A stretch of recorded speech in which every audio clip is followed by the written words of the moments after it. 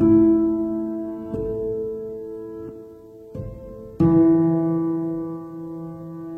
Assalamualaikum warahmatullahi wabarakatuh.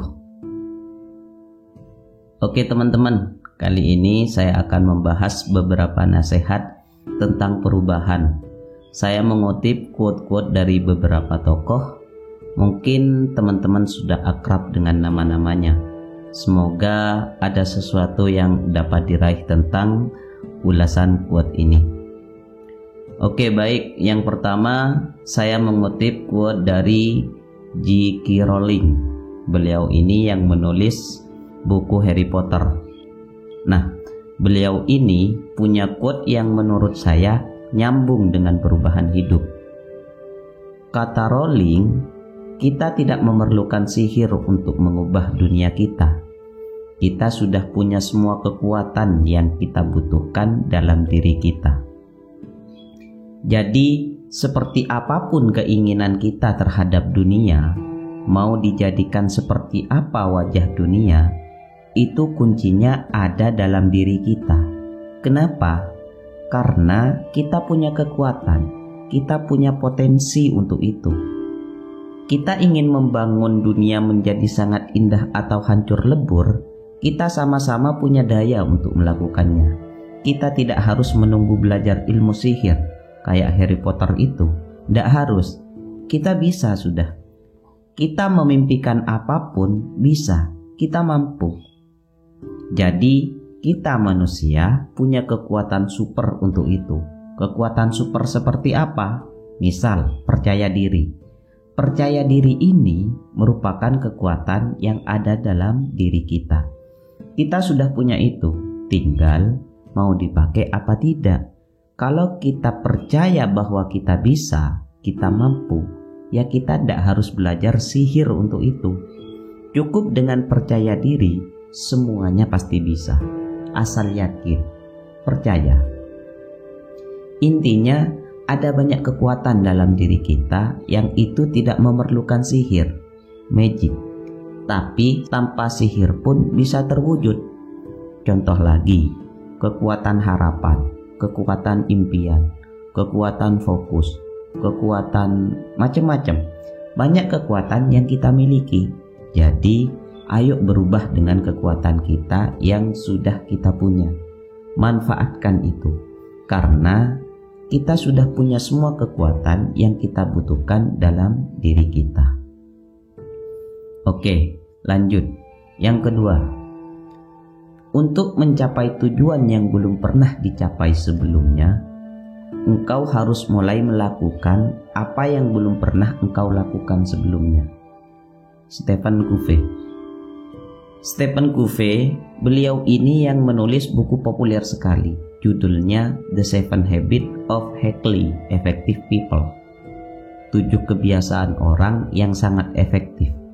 Jadi, menurut Stephen Covey, kalau kita ingin mencapai tujuan yang lebih tinggi, yang belum pernah dicapai sebelumnya, ya pertama-tama kita harus melakukan apa yang belum pernah kita lakukan sebelumnya. Jadi, kita perlu melakukan eksperimen-eksperimen. Lakukan sesuatu yang belum pernah kita lakukan sebelumnya. Tapi kalau kita cuma melakukan yang rutin-rutin saja, seperti yang selama ini kita jalankan, ya hasilnya juga seperti yang selama ini kita rasakan. Tidak akan ada perubahan. Akan begitu-begitu saja. Ilustrasi mudahnya begini. Kalau semisal kita usaha lele, coba usaha kambing. Itu kan secara pendapatan tentu lebih menguntungkan. Nah, gampang-gampangannya begitu. Jadi, ya kalau ingin hasil yang lebih baik, usahanya juga harus berbeda dari sebelumnya. Baik, kemudian ada quote dari Rhonda Byrne. Beliau merupakan penulis dan produser televisi Australia yang terkenal dengan novelnya yang berjudul The Secret. Menurut Rhonda Byrne, setiap detik adalah kesempatan untuk mengubah hidupmu, karena di setiap kesempatan engkau dapat mengubah caramu merasakan. Ya, setiap detik kita itu bisa berubah. Jangan menunggu besok.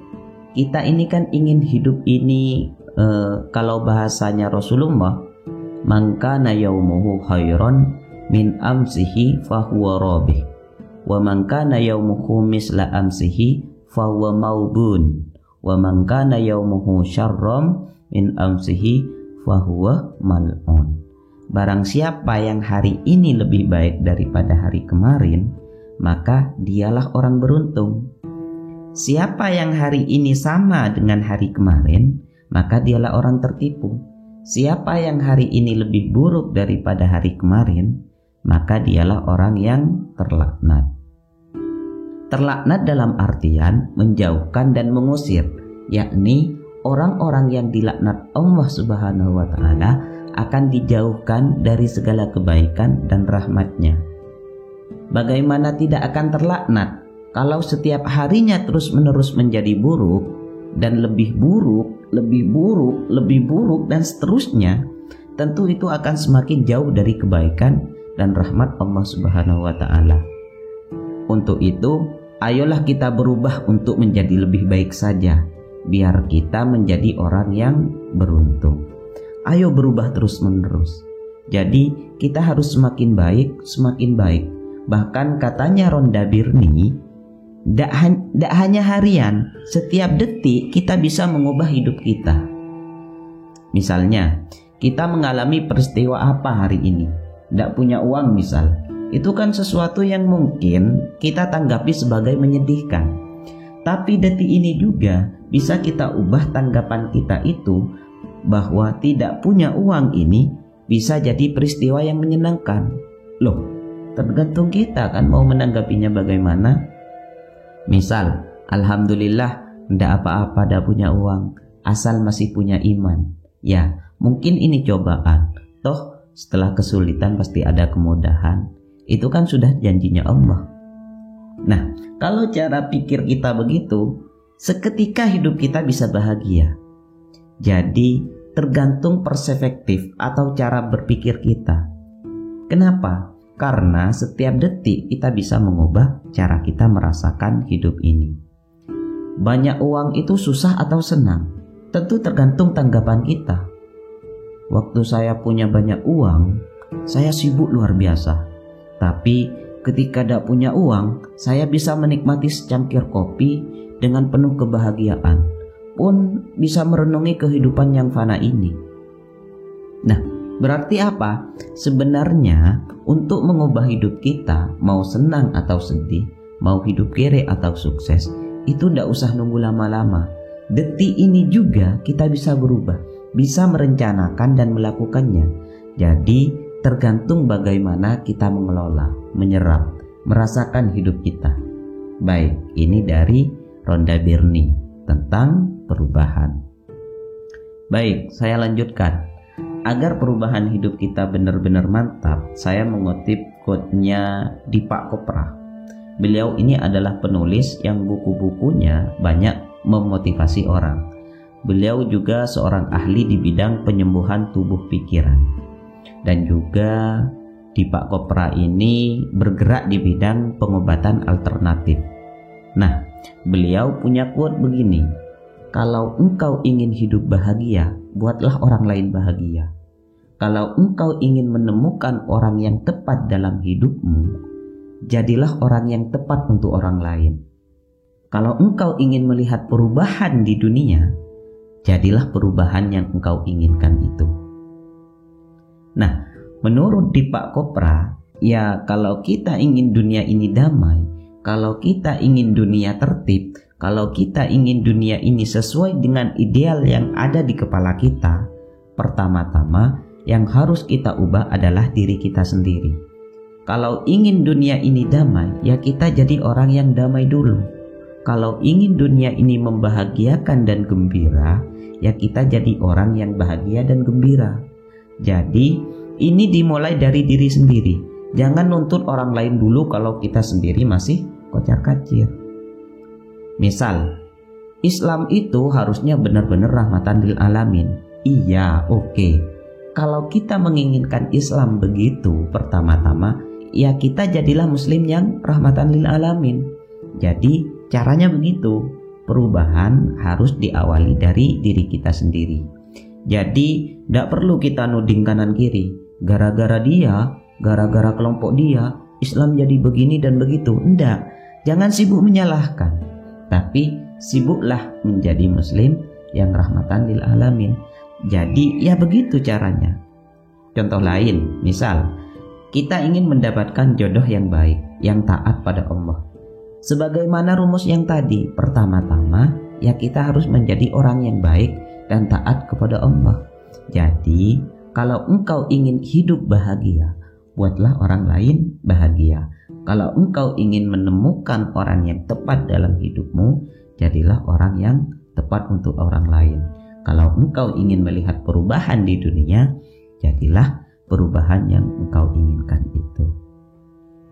Nah, terakhir, ambillah langkah pertama dengan yakin. Tak harus kau lihat semua anak tangga, hanya lakukan saja langkah pertama. Martin Luther King Jr.